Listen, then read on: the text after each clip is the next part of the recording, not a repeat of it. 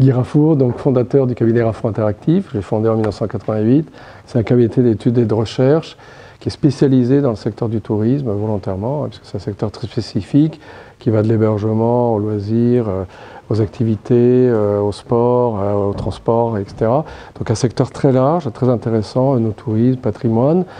Et donc l'objectif chaque année de notre journée intense, parce qu'il y a 12 interventions et puis nous-mêmes on présente notre nouveau baromètre annuel, c'est de faire le point sur les nouvelles tendances de consommation touristique des Français et notamment sur le tourisme en ligne avec tout ce qu'il provoque finalement comme bouleversement avec ces nouveaux infomédiaires qui apparaissent entre l'offre et la demande touristique.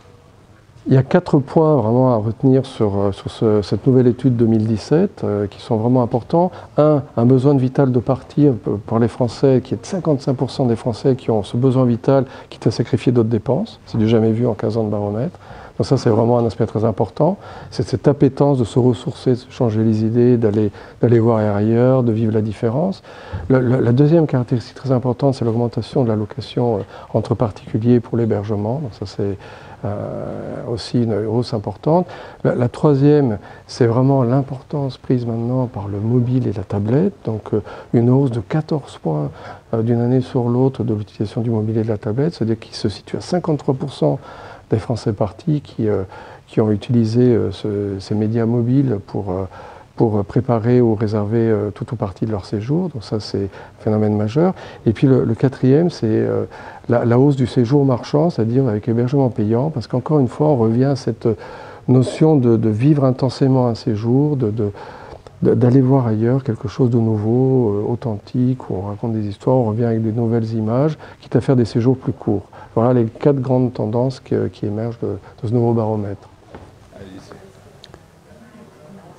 Timothée Deroux, directeur général de HomeAway France. HomeAway France qui est représenté en France par le site abritel.fr. Je suis venu parler de la location de vacances qui est un acteur majeur de l'écosystème touristique en France. Non seulement c'est un acteur majeur, mais c'est un secteur qui est en croissance, qui a cru de 30% en 2016, qui représente 700 000 logements en France, 11% du parc de l'hébergement touristique. Et c'est un secteur qui a été tiré par l'économie digitale, par sa digitalisation, qui est relativement récente par rapport aux autres secteurs du tourisme. Alors je m'appelle Michael Kilfen, je suis directeur marketing et communication de Sea Blue, un des leaders de l'hôtellerie de plein air en France. Donc, je suis ravi d'être là aujourd'hui à la conférence de Guy pour apprendre ces précieux enseignements sur les tendances de consommation des Français en matière touristique. Sea Blue aujourd'hui, c'est une société qui fait plus de 100 millions d'euros de chiffre d'affaires, qui aujourd'hui est opérateur et propriétaire de 17 villages dans l'hôtellerie de plein air haut de gamme sur le marché français. Avec une particularité, c'est que nous avons une activité de vente de mobil-home aux propriétaires. Aujourd'hui, nous avons plus de 8000 propriétaires et une partie également de location vacances qui représente aujourd'hui environ 20% du chiffre d'affaires. Peu de gens le savent, mais nous sommes le pionnier de l'hôtellerie de plein air en mobil-home. Dès 1975, nous étions des premiers importateurs de mobil-home sur le marché français. À l'époque, il n'y avait d'ailleurs pas de fabricant sur le marché. Nos activités marketing sont multiples. Le digital occupe une place très importante.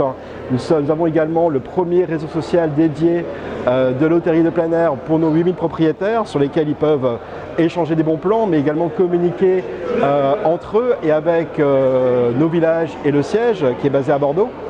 Et nous avons également aujourd'hui l'utilisation de leviers digitaux à travers les réseaux sociaux, à travers Google AdWords, à travers les systèmes applicatifs au sein de nos villages qui sont au cœur de notre stratégie.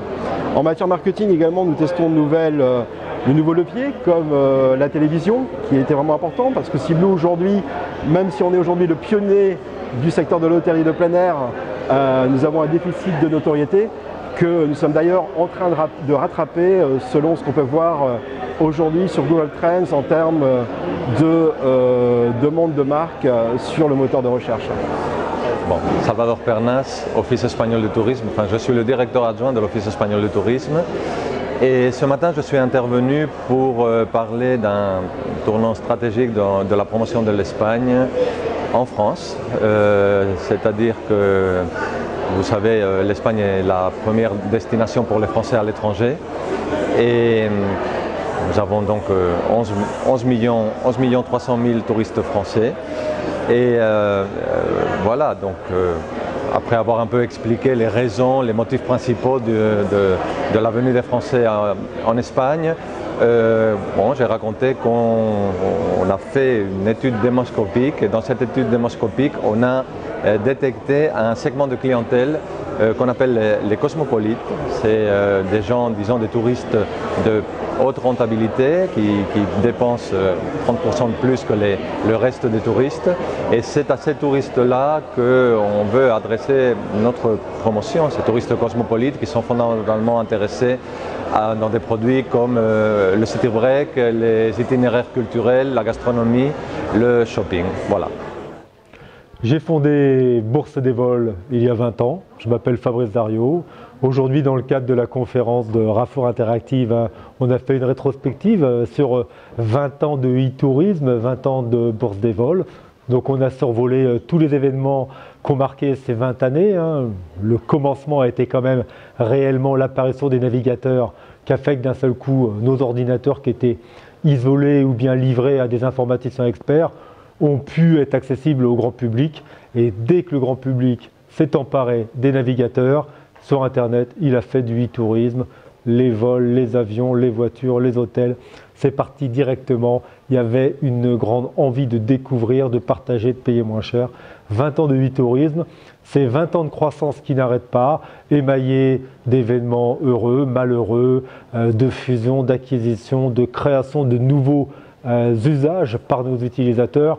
Ils nous surprennent tous les jours. Souvent on invente des trucs, on prévoit des choses pour eux, ils font tout autre chose, mais ça, il faut bien s'adapter. À la limite, il faut même les remercier de nous remettre en cause. Voilà, de l'innovation dans le e-tourisme. Bourse des vols est sur ce marché-là depuis 20 ans.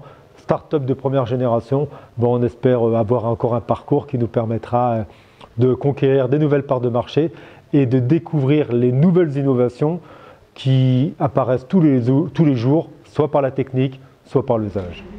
Alexandra Luth, directrice de marque TUI en France. Donc je suis intervenue aujourd'hui pour présenter le lancement de la marque TUI sur le marché français. TUI est le numéro 1 mondial du voyage, c'est un très gros groupe leader du tourisme. Et TUI s'est vraiment lancé en France l'année dernière avec les marques et les gammes Club Marmarin et Nouvelles Frontières. Pour cela, nous avons adapté différents éléments de la marque TUI, notamment la communication, la gestion de l'offre et des gammes.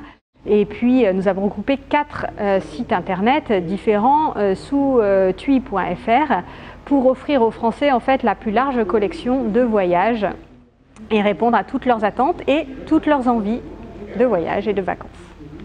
Je m'appelle Béatrice Tourvieille, directrice marketing de voyagesncf.com.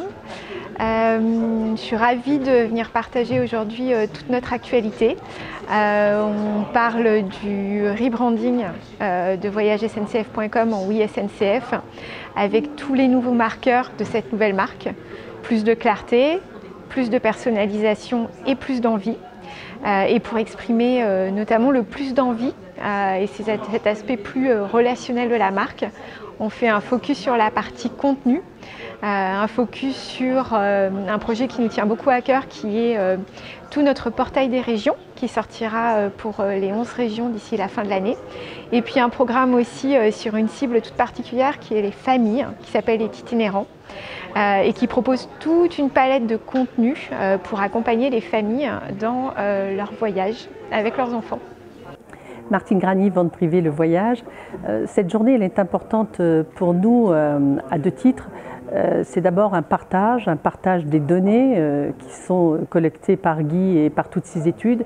Je pense que c'est important aujourd'hui d'avoir un maximum de données, d'informations, de data pour pouvoir aussi réfléchir à mieux adapter nos offres, être plus pertinents.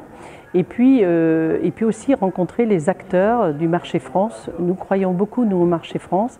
Il représente aujourd'hui dans notre activité 50%. Il est important, le maillage du territoire, la richesse de toute cette offre. Et c'est important d'avoir connaissance, d'en avoir conscience, de pouvoir partager avec ces acteurs. Donc c'est en cela que c'est une journée importante pour nous. Alors je m'appelle Dominique Hummel et je suis le président du directoire du Futuroscope.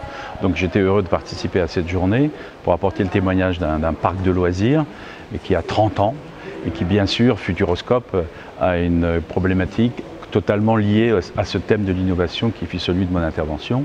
L'innovation, c'est d'abord ce que va vivre le visiteur dans ce qu'on appelle son expérience de visite. Il vient pour être bluffé, il vient pour voir comment les nouvelles technologies peuvent servir les histoires. Et nous avons un challenge permanent d'être dans cette capacité-là à mélanger de la technique et du storytelling, qui est vraiment la marque de fabrique du Futuroscope. Avec bien sûr des outils qui évoluent, comme aujourd'hui les casques de VR, gèrent les grands écrans et vraisemblablement un petit peu plus tard encore les hologrammes ou les robots. Et puis la question d'innovation, c'est aussi celle de la distribution, de la communication, de la toile. De plus en plus, nous passons par ces relais, par ce marketing conversationnel, sociétal, et ça c'est une nouvelle donne et qui, pour le Futuroscope en tant qu'entreprise, change totalement ses mécaniques de distribution. Donc voilà, ces deux pieds, l'expérience de visite et la communication, font qu'on était bien à notre place aujourd'hui dans cette journée sur le e-tourisme.